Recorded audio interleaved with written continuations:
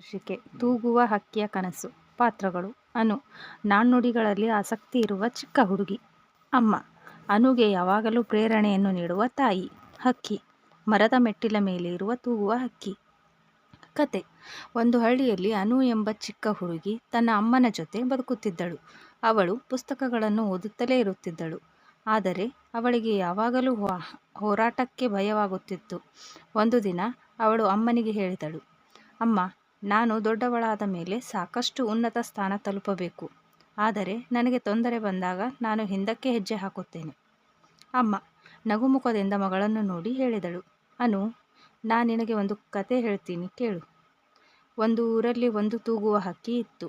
ಅದು ದಿನವೂ ಗಾಳಿಯಲ್ಲಿ ಅಲೆಯುತ್ತಿತ್ತು.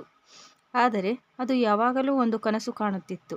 ಅದೇನೆಂದರೆ ಆಕಾಶದ ಅತ್ಯುಚ್ಚದವರೆಗೆ ಹಾರಬೇಕು ಅಂತ. ಅನು ಆಶ್ಚರ್ಯದಿಂದ ಕೇಳಿದಳು, ಮತ್ತೆ ಅದು ಹಾರಿತಾ ಅಮ್ಮ? ಅಮ್ಮ ಹೇಳಿದರು, ಹೌದು, ಆದರೆ ಮೊದಲು ಅದು ಬಲು ಭಾರೀ ಭಯದಿಂದ ಹಿಂದೆ ಸರಿಯಿತು. ಆದರೆ ಒಂದು ದಿನ ಅದು ತನ್ನ ಅಂಗಳದ ಗಡಿಯ ಹೊರಗೆ ಹಾರಲು ತೀರ್ಮಾನಿಸಿತು. ಹಕ್ಕಿ ಹಾರಿದಂತೆ ಹಾರಿತು. ಗಾಳಿಯಲ್ಲಿ ಬಿದ್ದರೂ ಮತ್ತೆ ಎದ್ದಿತು.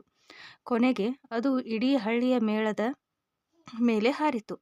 ಅನು ಅಮ್ಮನ ಕೈ ಹಿಡಿದು ಕಣ್ಣಲ್ಲಿ ಹೊಳೆಯುತ್ತಾ ಹೇಳಿದಳು, ಅಮ್ಮ, ನಾನು ಆ ಹಕ್ಕಿ ಅಂತ ಆಗ್ತೀನಿ.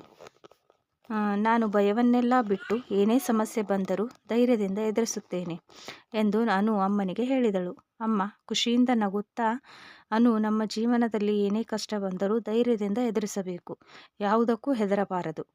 ಆಗಲೇ ನಾವು ಉನ್ನತ ಸ್ಥಾನಕ್ಕೆ ಹೋಗಲು ಮತ್ತು ಜವಾಬ್ದಾರಿ ನಿಭಾಯಿಸಲು ಸಾಧ್ಯವಾಗುತ್ತದೆ ಎಂದು ಹೇಳಿದಳು. ಕಥೆಯ ಸಾರಾಂಶ: ನಮ್ಮೊಳಗಿನ ಕನಸುಗಳು ಹಕ್ಕಿಗಳಂತಿವೆ. ಅವು ಹಾರಲು ಬೇಕಾದುದು ಧೈರ್ಯ, ಪರಿಶ್ರಮ ಮತ್ತು ವಿಶ್ವಾಸ. ಹೆದರುವುದು ಸಹಜ, ಆದರೆ ಮುಂದೆ ಸಾಗುವುದು ಜಯದ ಮೊದಲ ಹೆಜ್ಜೆ.